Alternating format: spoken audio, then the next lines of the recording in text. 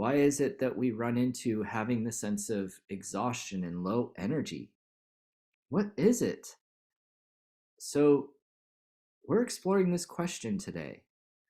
Um, for me, I remember running into some fatigue at different points. And as I've worked with people and taught, what I found is that mostly people of service and also people that have to deal with a lot of conflict end up running into adrenal burnout.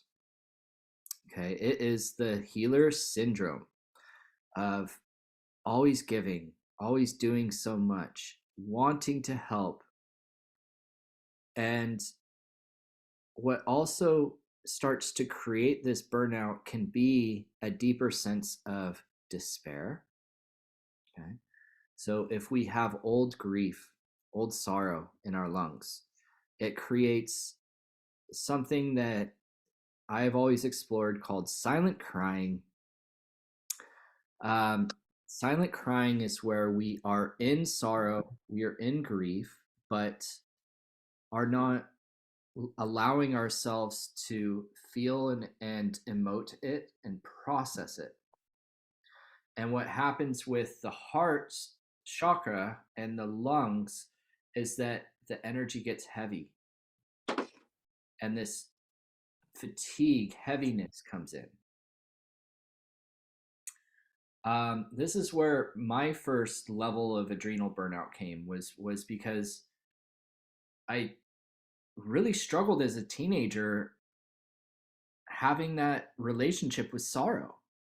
And it was really, really challenging and tough to allow myself to get into the experience of it, to allow myself to cry, to mourn, and going through so much tragedy and illness with my father, and then him passing when I was 14, created a large amount of grief. And out of that became this heaviness. And the thing is that when you have this heaviness and fatigue, and you have deep sorrow in your respiratory system, the breath becomes shallow. We don't fully breathe through our lungs.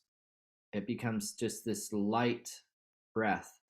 And when you have light breath, then you have less oxygen flowing and therefore less vitality. And so to give drive from this becomes a need to have a different emotion. And one emotion that we turn to when we don't have the resource of vitality is good old anger.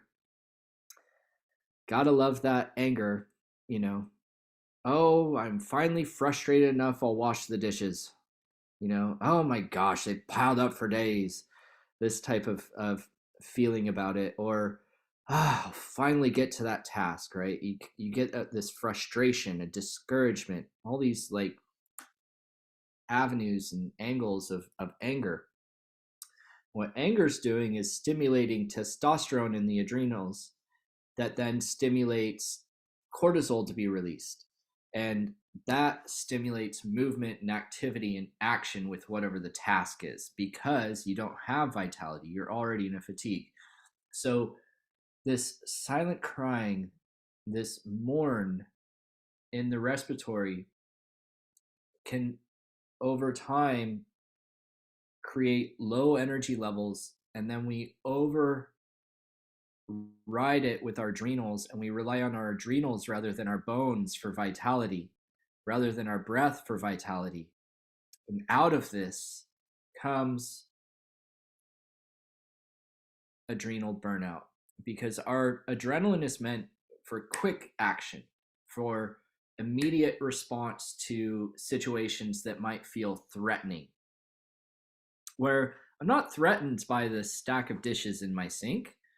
It's not actually something that is threatening me. If I'm having to have a testosterone and an adrenal surge in order just to do a task, then I have a fatigue in my bones.